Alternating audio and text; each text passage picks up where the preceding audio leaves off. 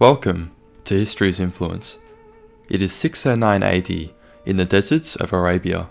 Muhammad was a 40-year-old merchant who was spiritually inclined. Every year he would pray alone in a particular cave.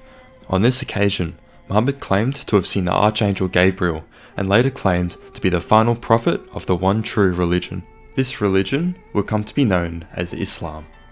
The religious movement that Muhammad had began would change the world dramatically. Islam was to become one of the largest religious movements on the planet. But what if Muhammad had never seen the Archangel Gabriel, or if he had never existed at all?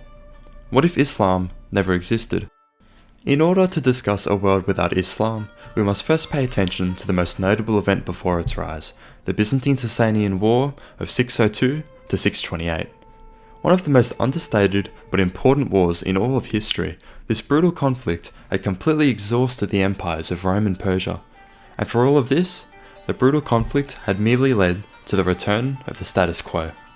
The Rashidun Caliphate was able to take advantage of the weakness in these empires caused by the brutal conflict, and swiftly conquered the Levant and Egypt from the Byzantines, whilst conquering nearly the entirety of the Sassanid realm. Without Islam, these empires would still need to recover from the brutal war, being unlikely to have an offensive war with each other, or for anyone for that matter, for a very long time. So, what would happen to the Arabs? Would they end up performing a similar invasion at a later date, or create a similar religion as Islam? There is a certain recurring theme in history. A nomadic group will invade and conquer a sedentary civilization.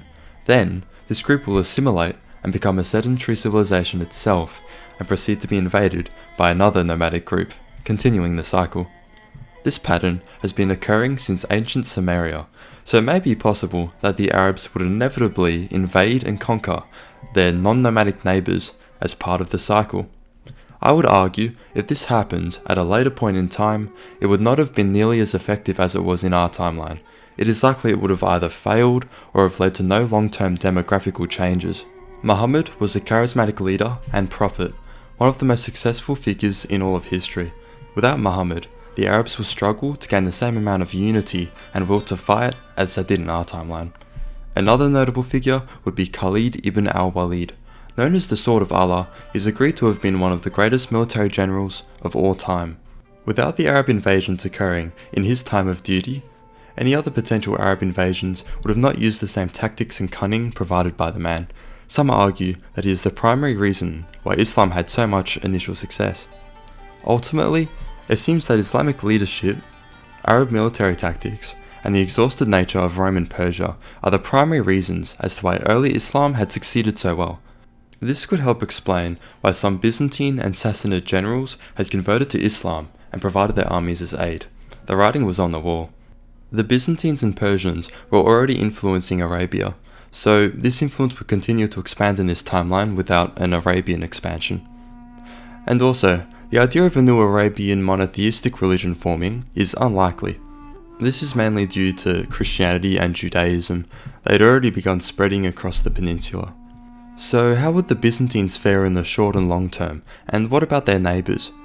The Byzantine Empire would be in a damaged state from their war with the Sassanids, but without the Arab invasions, they would be able to recover. Maintaining the wealthy region of Egypt, for example, would allow for the empire's grain supply to remain plentiful. Without Islam as well, we would expect Egypt to maintain its mildly Greek-influenced native culture instead of becoming an Arab nation as it is in our timeline. The Coptic form of Christianity that was present in Egypt would remain. Coptic is another word for Egyptian after all. Coptic Christianity, alongside Nestorian Christianity in the East, would both become more prevalent religions.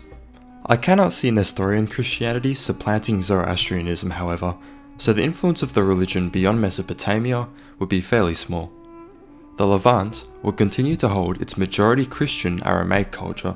This region, alongside Mesopotamia, would hold an identity closely related to the more ancient civilizations in the region, such as Assyria. The modern Assyrian identity, a small minority in our timeline, would instead be the majority in Mesopotamia, as it previously was. Byzantine North Africa was quite loyal towards the Byzantine Empire and would likely remain part of it in the short term.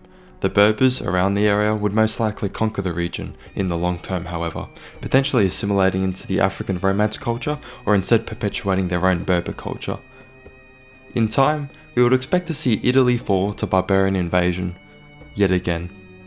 The region was always difficult to hold on to for the Byzantines ever since the invasion of the Ostrogoths. Perhaps a Frankish conflict in the area would exacerbate problems. Southern Italy would remain under Byzantine control for a longer time.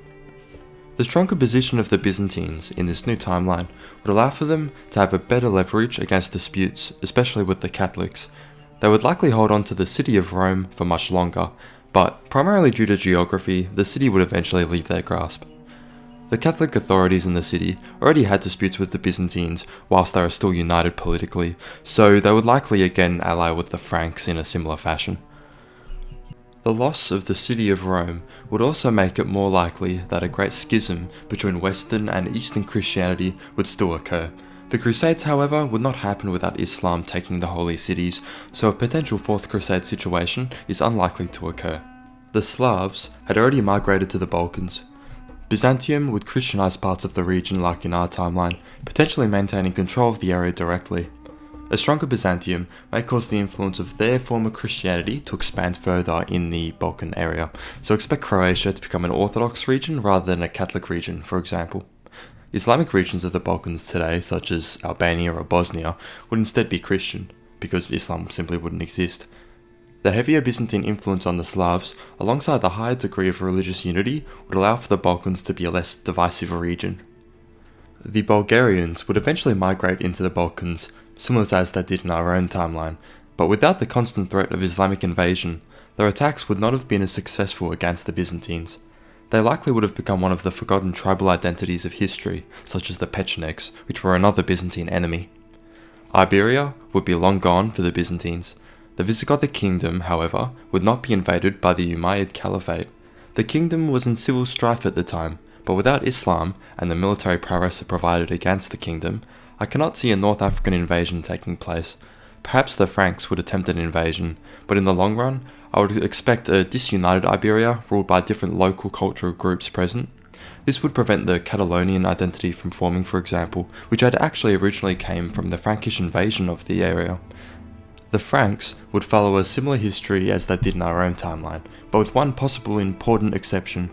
Perhaps with a stronger Byzantium, they would choose not to acclaim their empire as the Holy Roman Empire. This could have some pretty severe ramifications, perhaps preventing the formation of the German Holy Roman Empire, which lasted for nearly a millennium and was at the centre of European politics and also greatly impacted religious affairs. A different argument that could be made, however, is that this mere title would not impact politics to this extent. North Africa would continue to fall under Christian influence, which may spread to West Africa as Islam did in our own timeline. The Caucasus region would remain similar in demography as before the Islamic invasions, with the Proto-Georgians, Iberians and Armenians being present, unless some eastern nomadic invasions changed the makeup of the area. Russia would most likely follow a similar path as it did in our own timeline, but with a longer-lasting Byzantium that would not claim to be a third Rome. In the long term, I would expect Byzantium to contract in size as all empires tend to. Perhaps a collapse may occur, however, any attackers of the heartland areas of Greece and Anatolia would be more likely to adopt the local culture and customs of Byzantium, allowing the Roman identity to survive to the modern day. The Sassanids would also need to recover from the Byzantine Sassanian War. Their royal house was in decay at the time, however. Numerous individuals had taken the throne after the Byzantine War. It is most likely the entire empire would still collapse. The class structure of the empire, alongside the 7 Parthian clans, would not maintain their balance of power. Therefore, we would expect to see elements of these Parthian clans create a new Iranian empire, or potentially another local uprising would take control of the region. The city of Ctesiphon would remain, and stay the capital of this new Persian empire. Baghdad would not be founded. It is likely the Arabian vassals of Persia would gain independence as well, but in time, Iranian and Byzantine influence in the region would continue. Sassanid control in India would likely be short-lasting, due to other potential invaders and other Indians retaking the areas they conquered. The Zunists in Afghanistan may last longer if any Crusader Kings players know what I might be talking about. Zoroastrianism has been a part of Iran since ancient times, and would still make up the majority of Iran's religious following in this timeline. The faith had problems, including the discouragement of conversion, but in time, I would expect it to adapt and remain competitive with other monotheistic religions like Christianity. The region of Iran faced many invasions in the centuries following the Arab invasions from the Seljuk Turks, Mongolians, and from other groups as well. A common pattern in these invasions is said invaders eventually adopting Islam and becoming a Persianate ruling class. Without Islam, these invaders would still attempt to assimilate into Persian society, adopting the Zoroastrian faith instead. The invasion of the Seljuk Turks may impact the world differently, with a stronger Byzantium and potentially a stronger Persian defense. They may never settle Anatolia and create a Turkish identity in the region. The Mongol invasion would still brutalize the region as it had in our timeline, creating a power vacuum after their rule had weakened. In time, I would expect an Iranian nation to reassert the Iranian identity after these invasions. The Kingdom of Aksum, the predecessor of modern Ethiopia, would remain powerful in this timeline. Without Islam, the kingdom would be able to remain on the coast of the Red Sea, heavily influencing trade in the region, and potentially they would retake Yemen. This is because of the surrounding Islamic states that had begun to form around Ethiopia. The Adal Sultanate, for example, had dominated Ethiopia whilst receiving support from the Muslim Ottoman Empire. The subjugation of most of Arabia would prevent the Arabian domination of trade in later periods. This, alongside the non-existence of Islam, would prevent Arab influence from converting regions such as parts of India, Bangladesh, and Southeast Asia to Islam. With Ethiopian control of the Red Sea trade, some of these areas may indeed adopt Coptic Christianity instead. The region of East Africa would not convert to Islam in this timeline. Perhaps the Swahili would be Coptic Christians. This newfound strength of the Coptic Church and the previously mentioned Nestorian Church would allow Christianity to become more prevalent in the Old World prior to European colonialism. Areas such as Myanmar would not have religious strife regarding Islam. Most of the Southeast Asia region would remain Buddhist and Hindu, alongside some Coptic and later Christian influences. Speaking of Hindu, the Indian subcontinent would have a vastly different history. Without Islam, regions such as Pakistan and Bangladesh would be majority Hindu instead. Even if conquerors such as the Mughals were to arrive, without Islam, they would likely adopt the local religion of India. Technological advancement in this new world would be very different from our own. Without the Islamic Caliphate, the Baghdad House of Wisdom would not have been created, which had compiled numerous Arabic translations of texts from notable authors such as Aristotle. These works would likely remain in circulation, but without the centralization of the House of Wisdom, the works may therefore take longer to disperse and contribute to societal change. Perhaps an Iranian dynasty would perform a similar sort of cultural flourishing. I would expect a mild decrease in technological advancement for this new timeline. But would the European Great Acceleration still occur? The event that arguably began Europe's rise as the predominant region of the world was the Black Death. This would still occur, with trade routes across Eurasia still existing, of course. The lower population Europe would contain afterwards would still challenge the social structures of the continent, which would in the long term allow for the Great Acceleration to occur. What about colonialism? Without the fall of Constantinople to Muslim hands, there may be less incentive to navigate around Africa. But I would argue that the Europeans would eventually have discovered the Americas. With better boating technology, which would eventually develop, Europeans would eventually be able to traverse the Atlantic Sea. The New World would eventually be discovered, perhaps by accident. An Iberian kingdom, for example, could colonize the Azores and the Canaries with relative ease and explore Africa further, meaning they could potentially discover a part of the Americas by accident, most likely Brazil. In time, the Americas would still be colonized, but the borders of these colonies would be too difficult to predict. It would be safe to assume, however, that the European kingdoms on the Atlantic coast would dominate colonialism in this period and beyond, and that the Americas would become a Christian continent with large areas of majority European ancestry. Due to geography and pre-existing civilizations staying similar in the Americas, the concentrations of native ancestry would be relatively similar to the makeup in our timeline. The Renaissance may be impacted by the Islamic Golden Age in Baghdad not occurring, but I would still expect an equivalent to the Renaissance eventually happening. Proto-industrialization and industrialization itself would still likely occur due to colonialism still occurring. A major catastrophic war, similar to World War I or II, may still occur as well, affecting the view of European culture upon itself. But the timeframes of these events would be way too difficult to predict.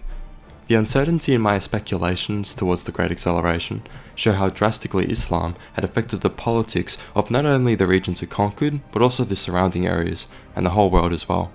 The influential nature of the religion is why it is so hard to predict things further along in this timeline. Islam and its followers have had a major impact upon human history, and this timeline I've created exemplifies this point. The world simply would not be the same without the geopolitical, cultural and religious force that had begun in the Arabian desert all those centuries ago. Islam had dramatically changed the landscape of the Middle East and its surrounding regions. Without this powerful force, many of these regions would look more like what they did beforehand. Is this for better or for worse? That is something I will leave for you to decide. This has been History's Influence. Thanks for watching. Be sure to like, comment and subscribe, alongside hitting the notification bell. Catch you later.